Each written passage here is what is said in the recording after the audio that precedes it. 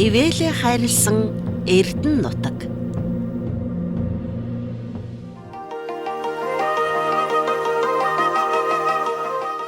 Төв аймгийн Эрдэнэ сум нь эртний түүх соёлын дурсгалыг хадгалсан байгалийн үзэсгэлэн бүрдсэн үзэмж гоо нутаг билээ. Монгол улсын нутаг дэвсгэрийн зүүн хойд хэсгийн хээр тал, ойд хээр, хөвч тайх хосолсон сэрүүн бүсэд орших Эрдэнэ сумын нутаг дэвсгэр нь далайн түвшнөөс дээш 1500-аас 2800 метрт өргөгдсөн их газрын эрс тис уур амьсгалтай. Сумын 803,934 га нутаг дэвсгэрийн 53.7%-ийг бэлчээр, хадлан тариалан, 43.5%-ийг ой тайга эзэлдэг. Шилмүст болон навчат модны өтгөн ой шугуутай, ан амьтан шивээлсэн үзэсгэлэнтэй нутаг билээ. Хан хинтийн нурууны үргэлжлэл болсон ирээний сардаг, азаргын сардаг, шар булгийн сардаг, сайхны сардаг, асхтын сардаг, хэрхрүүгийн сардаг зэрэг томоохон сардгууд, өвөр матах уул, ар матах уул, арцат уул, үүхэн уул, хөх чулуут, естийн орцуул, будлан хад, хушинг, нагалхаан, тэрэлж, баруун зүүн баянгийн зэрэг бишрэм сүрлэг уул нурууд энэ нутгийн сүр жавхааг илтгэн дүнхийн. Эрдэнэ нутгийн бид бүгдийн нутаг орноороо их бахархаж, нутаг орноо хайрлаж хөтөж явдаг. Өвдөөцөөс өвлүүлэн ирсэн Эрдэнэ сайхан нутаг маань маш олон тийм эрчинээр ихтэй нутгийнхаа уугуул иргэдийг түшиж тулж явдаг гэж ингэж бид үздэг. За сумынхаа тэргүүлэх чиглэл болон дагвар чиглэлээ бол аялал жуулчлалыг гэж бид тодорхойлож.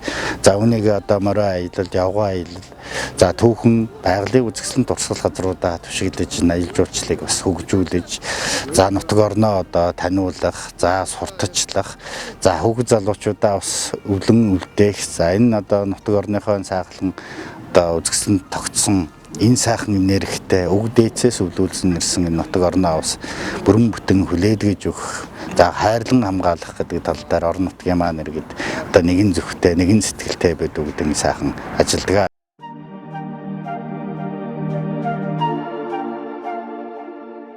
Төв аймгийн Эрдэнэ сумын нутаг нь хан хинтийн дархан цаазат газарт хамаарагддаг. Хинтийн нуруу нь зүг бүр тийш их аван урсах голуудын хөндөй хосолсон дүр төрхтэй уулархаг нутаг юм. Асралт хайрхан нь хинтийн нурууны ноён оргил бөгөөд далайн түвшнөөс дээш 2799 метр өргөгдсөн тус оргил хүрээлэн орших ян сардгууд бүхий гүн зузаан ой тайгын дунд ан амьтан шивээлсэн олон төрлийн жимсгэн ургасан онгон зэлүүд нутагт оршно.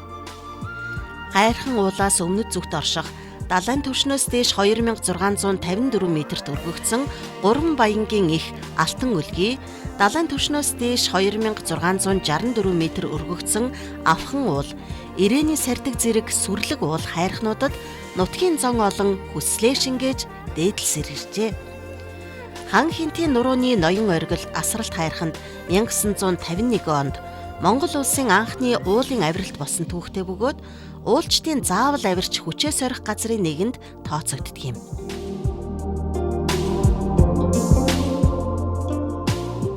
Хан хинтийн нуруунаас их авсан үзэсгэлэнт туулгол, цэнгэг ус, нуур, аршаан ус, Эрдэнэ нутгийн гоо үзэмжийг илэрхийлэн хүн малыг ундаасаар хэдэн мянганыг илээжээ.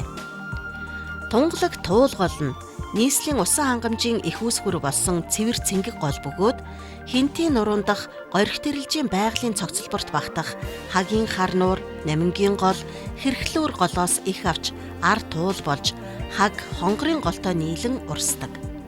Мөн галттай булнайн гол, дунд баян, зүүн баянгийн гол, заан, тэрэлжийн гол зэрэг олон том жижиг гол, булаг шанд туул голтой нийлэн урсгах нь Эрдэнэ нутгийг улам гоо үзэсгэлэнтэй болгодог.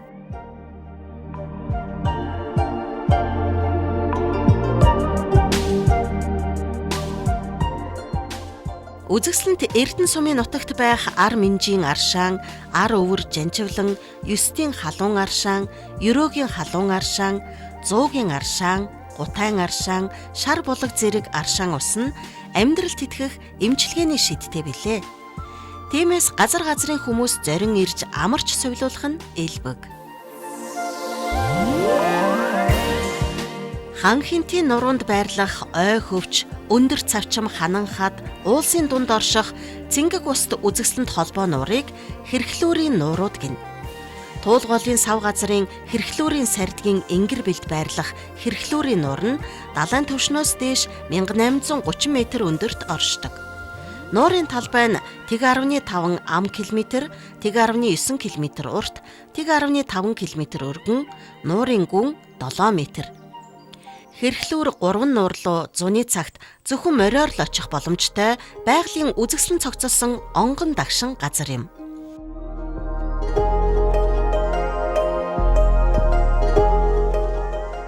Бага Хинтийн нурууны өвөр бэлд байрлах хийдийн сардаг, хүнхэр уул, асхтын сардаг уулсын дунд эргэн тойрон ой мод ногоо нутгаар хүрээлэгдсэн үзэсгэлэнт нуурыг хагийн хар нуур гэнэ. Хагийн хар нуур руу орсон цутгалгоол гадарга дээр ил харагддаггүй ч нуурын усны ундраг нуурынхаа дунд буй гэж үздэг. Газар зүйн хувьд газар доогуур зүүнээс хийдийн гол, өмнөөс давааны горих цутгадаг учраас хойд мөсөн далайн загас жараахаа элбэгтэй нуур юм. Нуурын талбай нь 2.7 км квадрат, урт нь 2.5 км, өргөн нь 1.1 км, дундаж гүн 11 м бөгөөд хамгийн гүнзгий газартаа 25 м хүрдэг. Эргэн тойронд нь олон тооны цэнгэг уст жижиг нуур байх бөгөөд хамгийн том нь хагийн хар нуур юм. Байгалийн үзэсгэлэн төгөлдөр орших тус нуурыг хүмүүс тайгын хар суут хэмээн нэрлэх нь бий. Мөн тус суманд хөх нуур, оюут нуур зэрэг том жижиг нийлсэн олон цэнгэг уст нуур бий. Байгалийн үзэсгэлэн бүрдсэн Эрдэнэ сумын нутагт Баавгай, Чон, Нохой зээх, Дорго, Үнэг, Хярс, Булга, Мануул, Шилүүс, Хандгай, Буг, Бор гөрөөс, Хүдэр, Зэрлэг гахай, Тарваг зэрэг олон ан амьтан элбэг. Хээлэн урсах цэнгэг уст гол усанд нь тул, зэвэг, налайм, алган зэргийн олон төрөл зүйлийн загас бий. Мөн бүргэд, тас, шонхор, хур, сойр, ятуу зэрэг жигүүртэн шувууд олон бий. За манай сум орон нутаг бол одоо нийт газар нутгийн 60 гаруй хувь нь бол одоо тусгай хамгаалтай газар нутагт хамаарагддаг. За ингээд одоо Бага Хинтийн нурууны үргэлжлэл одоо биний энэ хойно ингээ байж байгаа энэ сайхан уул маань бол одоо Чингис уул гэсэн нэртэй ийм сайхан хайрхан байна. Мөн одоо сум орон нутагт бол одоо дэлхийн цэвэр усны хагалбар 3 голын сав газрын одоо хагалбар газар бол одоо Баян цогтын даваан дээр одоо энд ингээ байж байгаа. Тэгээд орон нутаг маань бол одоо маш одоо сайхан байгальтай ийм сайхан нутаг байна. За манайд бол одоо хамгаалтын бүсэд Хаан Хинтийн тусгай хамгаалтай газар нутаг, мөн горих тэрэлжийн байгалийн зогсолборт газар, мөн байгалийн одоо дурсгалт газар, байгалийн нөөц газар гэсэн одоо энэ хамгаалтын одоо 4 одоо цогц бүрдсэн хамгаалтын бус нутгууд бол манай орон нутагт одоо бүгд ингэж багтаж орж байгаа. Монгол улсын байгалийн нөөц газар тооцогддог Нагалхаан уул Эрдэнэ сумын байгалийн гоо үзмжийн бас нэгэн оргил юм. Жанживлангийн аршаан амралтын зүүн өмнө орших энэ үзэсгэлэнт уул Хинтийн нурууны өмнө захын төгсгөлийн хэсэг бөгөөд далайн түвшнөөс дээш 1970 м өндөр өргөгдөжээ. Уулын төв хэсгийн 500 га талбайг эзлэх шинсэн ойн Хинтийн нурууны хамгийн урд төгсгөлийн ой бөгөөд 1957 оноос дархлан хамгаалжээ. Эрдэнэ сумын бас нэгэн бахархал болсон горих тэрэлжийн байгалийн цогцлбор газар нь Бага Хинтийн нурууны өмнөд салбар уус, ар өвөр горих, заан тэрэлж голын сав, туул голын их орчмын нутгийг хамрах бөгөөд хамгийн өндөр цэг нь далайн түвшнөөс дээшээ 2664 м өндөр Авхаан уул юм. Тэрэлжийн уулсаас тэрэлж, хурх, баруун баян, дунд баян, зүүн баян зэрэг гол горих их аван урсаж туул голд цутгадаг. Үзэсгэлэнт горих тэрэлжийн байгалийн цогцлбор газарт зочилсон хэм бүхэн байгалийн өвөрмөц тогтоц бүхий уул хад, ургамал цэцэг, жигүүртэн шувуудыг харахаас гадна нүүдэлчдийн өвөрмөц ахуй амьдралтай танилцах боломжтой. Төв аймгийн Эрдэнэ сум нь сүүлийн үед аялал жуулчлал ихээр хөгжиж байгаа сумдын нэг юм. Тус суманд гадаа дотоодын жуулчдын анхаарлыг татдаг олон дурсгалт газар бий. Түүний нэг нь Чингис хааны морьт хөшөө бүхий цогцлбор юм. Түүхэн сурвалжаас үзэхэд Элстен 100 модны ойролцоох энэхүү газараас Тэмүүжин хамаг Монголыг нэгтгэн Чингис хаан өргөмжлөгдснийхөө дараагаар ташуур олсон хэмээн тэмдэглэсэн байдаг. 2009 онд байрсан энэ сүрлэг морьт хөшөө нь хүн төрлөختний дэлхийн хэмжээнд босгосон том хөшөө дурсгалын тоонд багтдаг.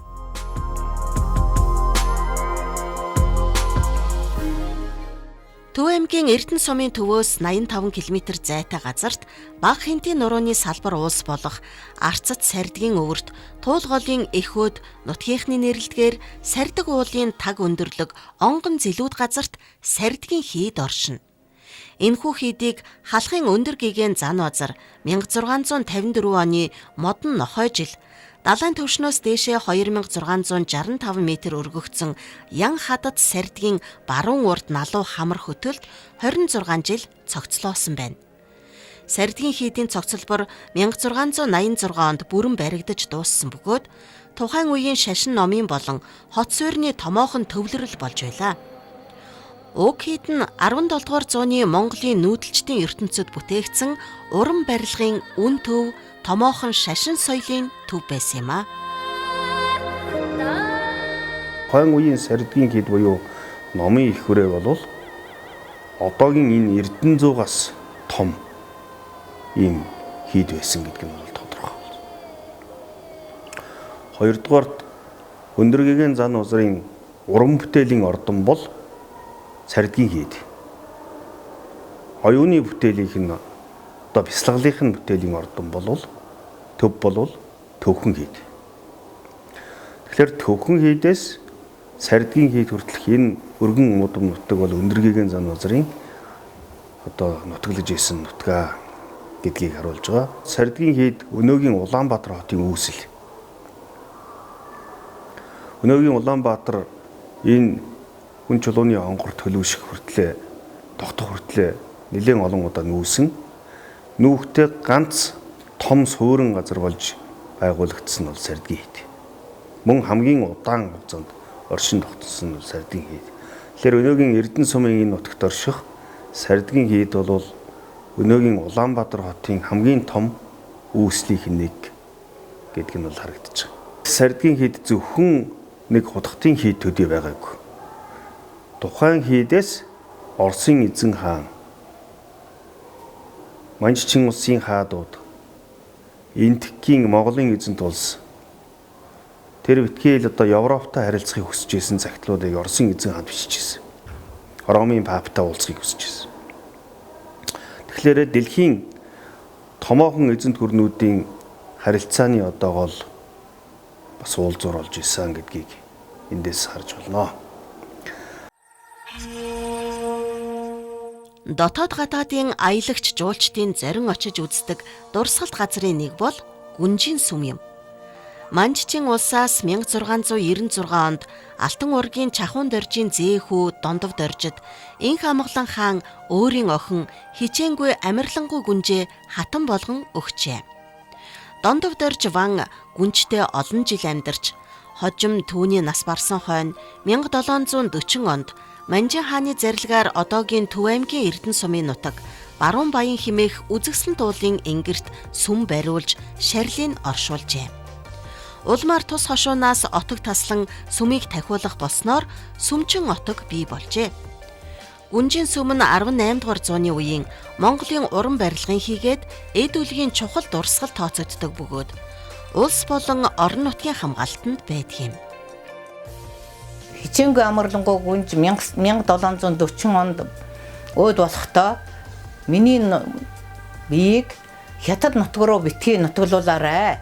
Би нэгэнт Монгол хүний эхнэр болж Монгол хүн болсон учраас миний одоо шарлыг Монгол нутагт нутаглуулаарай гэж гэрээсэлсэн учраас Гүнжийг алтан татвартай замдан авдартай сувдаар цамцж өмсгөн 5 хуршуу малын дүрсийг эрдний чулуугаар шигтгэн нутаглуулсан ийм түүхтэй юм билээ.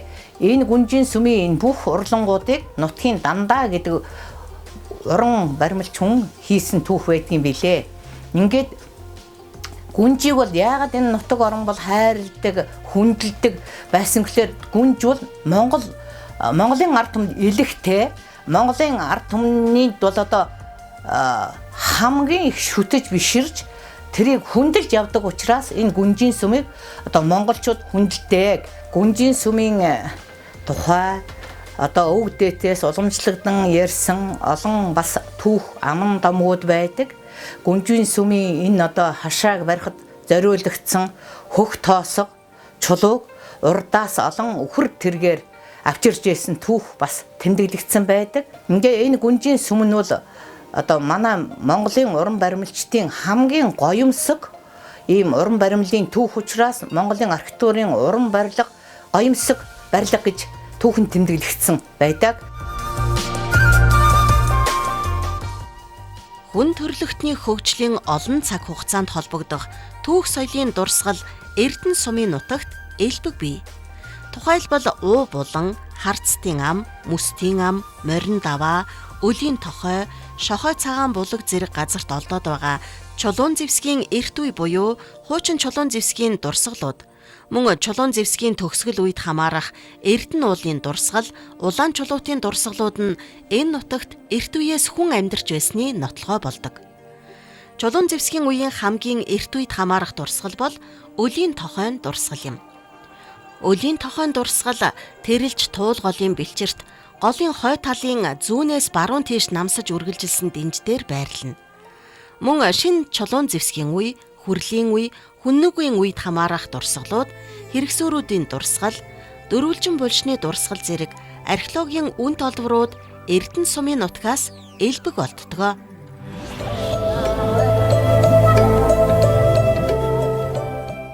Эдгээр дурсгалуудыг одоо хойч үедээ хадгалуулах, өвлүүлэх, сурчлан таниулах, за ийм сайхан түүхийн одоо үеүүдэд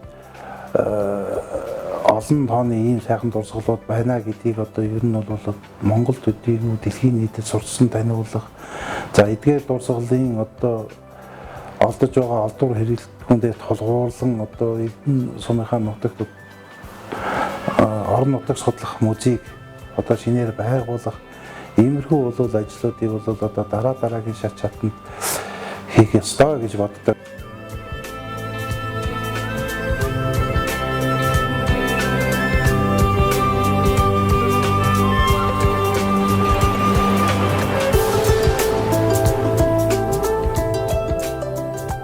Яндаж болдоггүй далай шиг яасан баян нутаг вэ?